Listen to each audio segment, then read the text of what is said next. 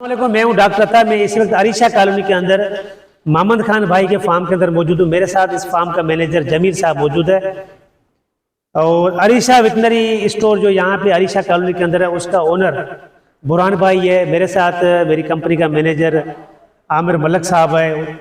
मेरे साथ ये अपना काशिफ भी है।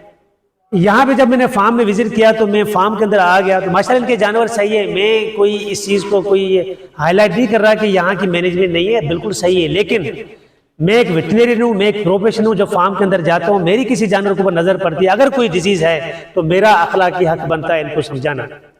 मैं वहाँ पे एक फार्म जानवर देखा, उसको लिवर फ्लूक है। बहुत सारे ऐसे लोग होते हैं उनको पता नहीं कि लिवर फ्लूक है क्या। लिवर जिगर को बोलते हैं, उसके कीड़े को फ्लूक बोलते हैं। लिवर के जिगर के कीड़े को फेशुला हेपाटिका पैरासाइट बोलते हैं, जिसकी शिकल लीफ लाइक होती है। लिवर जिस्म की बड़ी बड़ी इंडस्ट्री होती है जो आरबीसी को भी जनरेट करती है। प्लस में जितने भी टॉक्सिन्स होते हैं, आया वो टॉक्सिन राशन के थ्रू जा रहे हैं, आया वो टॉक्सिन केमिकल मेडिकेशन के थ्रू जा रहा है, या वो टॉक्सिन जो है किसी डिजीज के अंदर, जिस लिवर के अंदर जो पैरासाइट है उसकी वजह से हो रहा है, उनको खत्म करने के लिए दवाएं दी जाती है। जानवर जब ताज़ा फार्म के अंदर आता है उनके पूरी वैक्सीनेशन का प्रोटोकॉल होता है, उसको फॉलो करना चाहिए। हर तीसरे महीने कीड़ों की दवा देना चाहिए। ये जानवर गुगदाम है, इसको मिट्टी खिलाओगे खा जाएंगे। इनके पेट में बेताशा कीड़े चले जाएंगे, वो अपना इम्पेक्ट करेंगे बॉडी के ऊपर, उनका भी असरात होगा।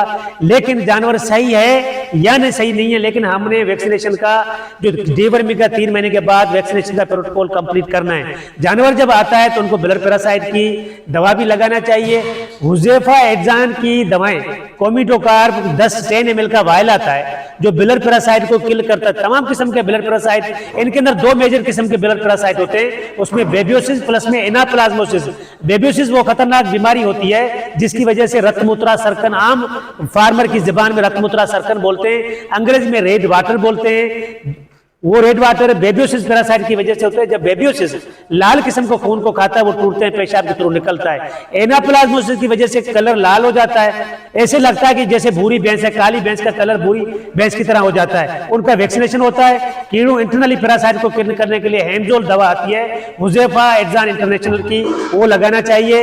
एक तो एंडो पैरासाइट को किल करने के लिए हमारे पास बेहतरीन साल्ट है किलोमेक्टिन सी के नाम से।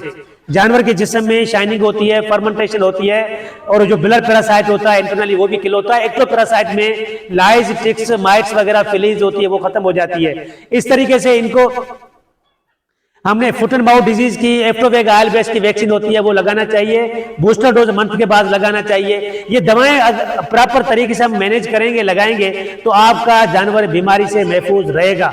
खाली दूध नहीं लेना, दूध को मेंटेन कैसे करना है, लैक्टेशन पीरियड को कैसे एनहांस करना है, रिसाइकिल कैसे करनी है, बॉडी वेट कैसे गिराना। सालों साल जानवर आपको बच्चा देना चाहिए, बच्चा दे।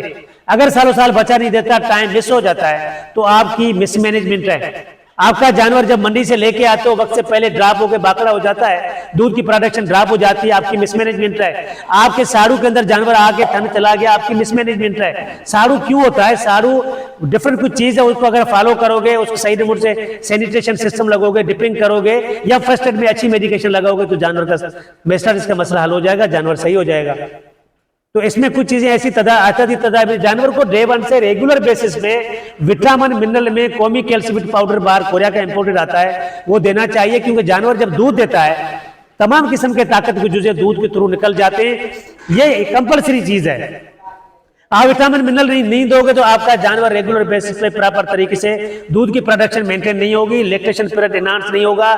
जानवर वक्त से पहले किसी मेटाबॉलिक डिजीज में आगे कलिंग की तरफ चला जाएगा। हमारे यहाँ बहुत सारे जानवर करते हैं। मैं जब रास्ता लेके किसी कॉलोनी की तरफ जा रहा होता हूँ तो रास्ते के बराबर में काफी जानवर मरे हुए नजर आते हैं।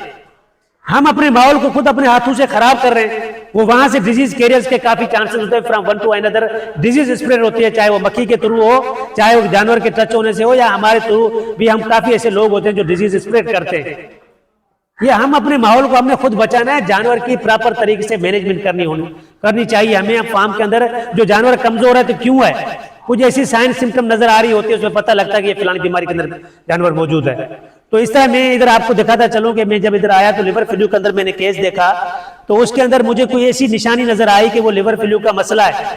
मैं आपको बताता चलूं कि ये वीडियो इसलिए मैं हाईलाइट कर रहा हूं ताकि मेरे फार्मर को पता लगे कि लिवर फ्लू के अंदर जानवर जब होता है तो जानवर का पता लगे कि लिवर फ्लूक होता क्या है।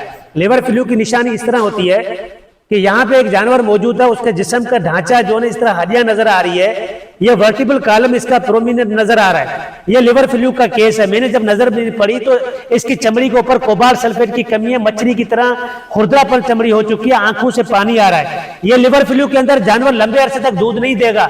ये कोई ना कोई सेकेंडरी इन्फेक्शन जब इसके अंदर इन होगा तो जानवर वक्त से पहले किसी बीमारी के झटके के अंदर लिवर सिरोसिस में चला जाएगा, लिवर हेपाटोमेगाली हो जाएगी, स्प्लीनोमेगाली हो जाएगी। उसको मेंटेन करने के लिए हमें इनकी दवा देनी चाहिए। इसको पहले लिवर टॉनिक देना चाहिए ताकि लिवर अगर कीड़ों की वजह से अफेक्टेड है तो उसको बचाया जा सके, जिसमें हेपामर्ज जेटीपार्क शरबत देके फिर इसको हेमजोल दवा पिलाएं। हर तीसरे महीने दवा पिलाएं। 2-4 दिन के बाद इसको किलोमेक्टिन सी लगाएं, जानवर सेट हो जाएगा। Okay, thank you.